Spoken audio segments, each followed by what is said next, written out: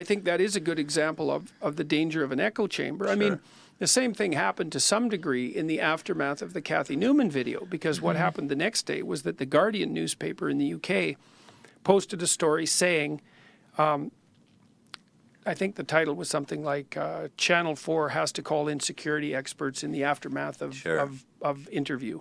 And then in the first few lines, they characterized me with all the epithets that I'm characterized by people who think they hate me.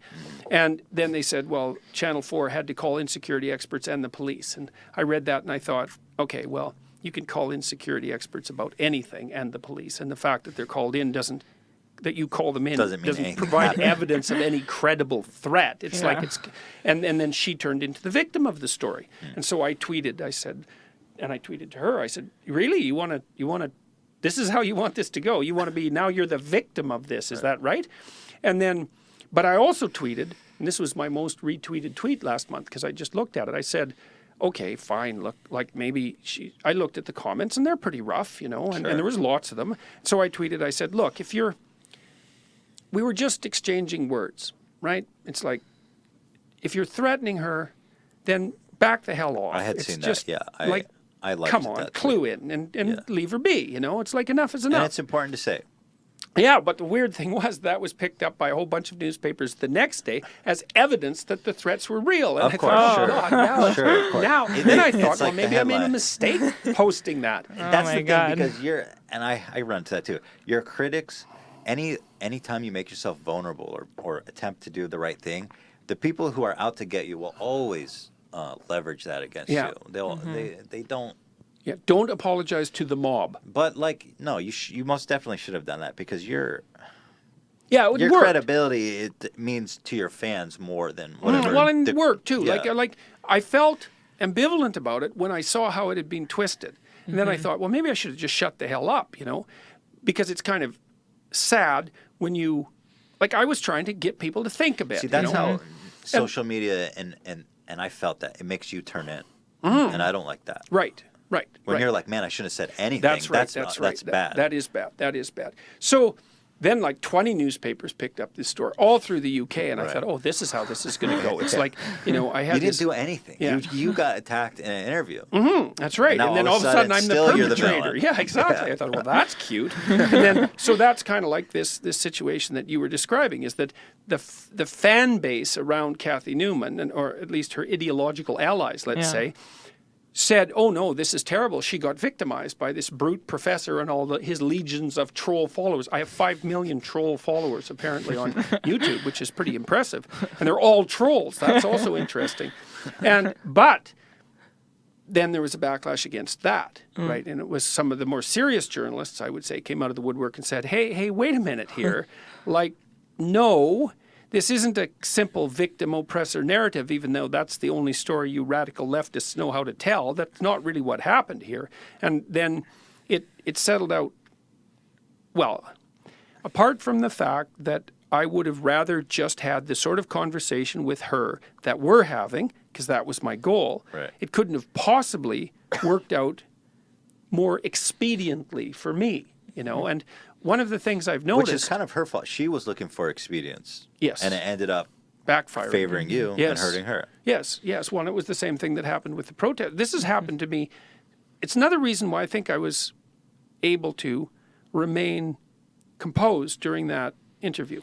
I went to McMaster University about a year ago, a little more, and it was just insane. The protesters occupied the room, and they were all chanting and yelling and screaming away, and there was...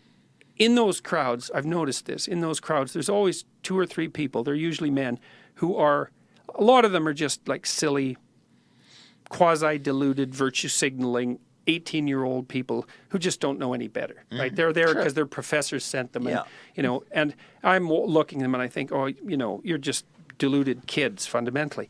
But there's always a few people at those rallies who are really not good people, and there were a couple there. They're just psychopaths who were looking for trouble, and I could see a couple of them. In fact, they were the same ones at a couple of different protests, and one of them was behind me with a woman, and they were blaring an air horn at me from about 2 feet away.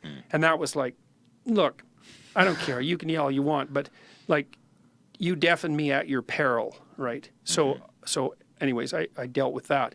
But I just let them yell and scream and do their thing, and I tried to talk, and they drowned me out completely. And then the police closed the venue because there were too many people in the room, and the protesters wouldn't leave. So then I went outside, and I stood up on a table, and I talked to people outside, and that video worked out extraordinarily well for me again.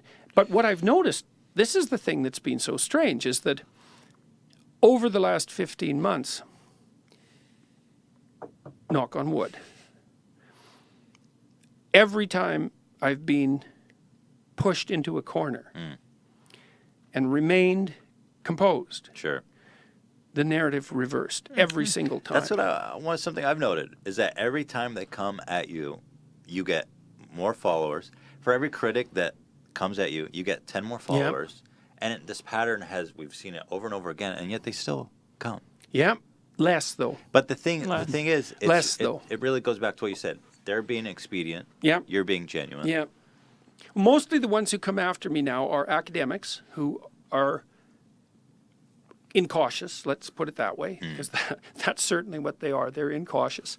And journalists who are unscrupulous and looking to get some clicks. Yeah.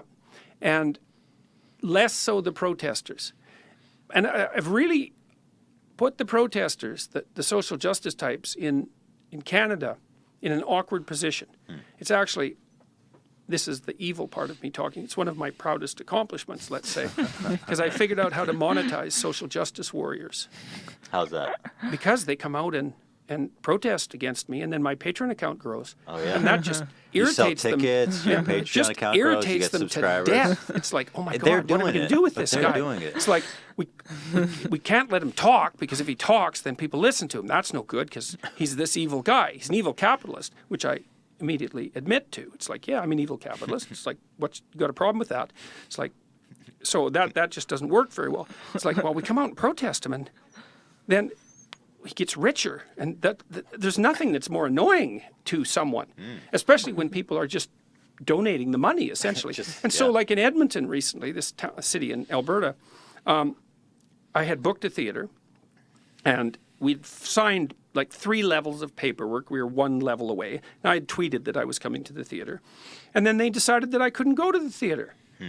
Despite the fact that I'd had a book published by a major Canadian publisher. It's Penguin, it's not like, it's as credible, as reputable as it gets. And so they just canceled it, and then they lied about it. It's like, Dr. Peterson hadn't signed the final paperwork, which was true in the narrowest technical sense, because we were operating on good faith. Certainly wasn't your intention to ever cancel that. No, it certainly wasn't. wasn't. Made it sound like. Or that I jumped the gun by announcing it. It's like, no, look, guys, we've been negotiating about this for a month. You gave me the go-ahead. I went through the 3 lowest strata. There was one formal thing that had to be done. So they canceled me.